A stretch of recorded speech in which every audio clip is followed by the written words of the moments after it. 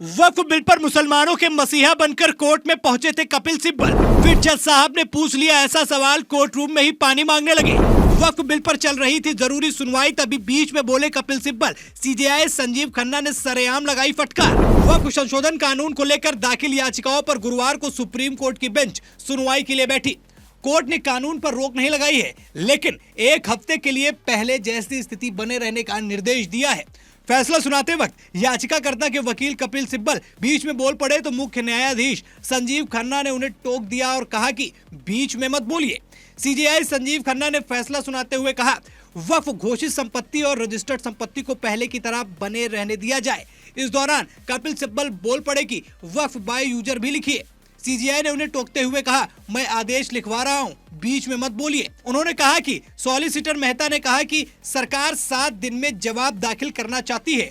उन्होंने यह भी कहा कि तब तक वक्फ बोर्ड या काउंसिल में कोई नियुक्ति नहीं होगी। सुनवाई के दौरान केंद्र की ओर से पेश हुए सॉलिसिटर जनरल तुषार मेहता ने कोर्ट से कहा कि वो संसद से पारित एक्ट पर रोक लगाने जा रहा है। एक्ट के कुछ सेक्शन को देखकर रोक लगा देना सही नहीं होगा। उन्होंने कहा कि लाखों लोगों से बात करके कानून बनाया गया है, इसलिए सरकार लोगों के प्रति जवाबदेह है। एसजी मेहता ने कोर्ट से जवाब देने के लिए 1 हफ्ते का समय मांगा है, जिस पर सीजेआई ने अनुमति दे दी। उन्होंने कहा कि अभी वो कानूनी कार्रवाई नहीं कर रहे हैं, 1 सप्ताह में कुछ बदल नहीं जाएगा। सीजेआई ने केंद्र से कहा कि वो उसको सुनेंगे, लेकिन वो ये नहीं चाहते कि स्थिति में बहुत बड़ा बदलाव हो जाए, इसलिए फिलहाल पहले जैसी स्थिति बनी रहे ठीक है। कोर्ट ने वक्फ बोर्ड या काउंसिल में नई नियुक्ति पर भी रोक लगा दी है। सीजेआई संजीव खन्ना ने एसडी तुषार मेहता से यह भी पूछा कि क्या 1995 के एक्ट के तहत रजिस्टर्ड संपत्ति पर कार्रवाई नहीं होगी।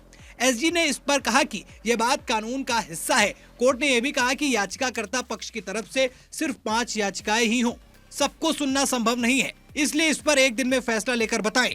सीजीआई ने कहा कि बाकी याचिकाओं को निस्तारित माना जाएगा। याचिकाओं की आगे की लिस्टिंग में किसी का नाम नहीं लिखा जाएगा, साथ ही जिरह करने वाले वकीलों की भी लिस्ट दे। जहां एक तरफ लोकसभा और राज्यसभा में वक्फ बिल को पास करा लिया गया, द्रौपदी मुर्मू ने उस पर हस्ताक्षर कर दिए। उसके बाद ये लग रहा था कि आसानी से वक्फ बिल लागू हो जाएगा, लेकिन सुप्रीम कोर्ट में याचिका दायर की गई। उसके बाद अब इस मामले की सुनवाई चल रही है, पर लग यही रहा है कि कहीं न कहीं वक्फ बिल अधिनियम लागू हो जाएगा, क्योंकि कुछ इसके ऐसे भी नियम हैं जो आम हितों के लिए यानी आम जनमानस के फायदे के लिए हैं, और इसमें यह बदलाव बेहद जरूरी भी है। अब खैर ये देखने वाली बात होगी कि सुप्रीम कोर्ट का क्या फैसला आता है और 1 हफ्ते में क्या तैयारियां की जाती हैं। विपक्ष किस तरीके से अपने आप को तैयार करेगा और साथ ही साथ पक्ष अपने कौन से वो मुद्दे रखेगा, वो कौन सी बातें रखेगा जिस पर सुप्रीम कोर्ट को यकीन होगा और वो भी वक्फ बिल अधिनियम पर मुहर लगाकर उसे पास कर देगा। वक्फ बिल अधिनियम को रोकने के तमाम तरीके के प्रयास किए जा रहे हैं। देश के अलग अलग कोनों में वक्फ बिल को लेकर विरोध प्रदर्शन भी हो रहा है, और इसमें सबसे ज्यादा चर्चा पश्चिम बंगाल में है, जहां मुर्शिदाबाद में वक्फ बिल के विरोध की आड़ में जिस तरीके से हिंसा भड़की, उससे साफ पता चल रहा है कि वक्फ बिल को लेकर देश के अंदर माहौल तनावपूर्ण है, और इस बात का ध्यान सुप्रीम कोर्ट भी रख रहा है। आपको क्या लगता है, क्या सुप्रीम कोर्ट वक्फ बिल संशोधन को पारित नहीं करेगा? क्या उसे वो लागू नहीं होने देगा, या फिर एनडीए सरकार कोई न कोई एक नया तरीका निकाल कर फिर से सुप्रीम कोर्ट को इस मामले के लिए मना ले जाएगी? कमेंट करके जरूर बताइएगा। खबर में इतना ही। वीडियो को लाइक और शेयर करें। चैनल पर नए हैं दोस्तों तो चैनल को जरूर सब्सक्राइब करें। फिर मिलते हैं नई खबर में, तब तक के लिए धन्यवाद।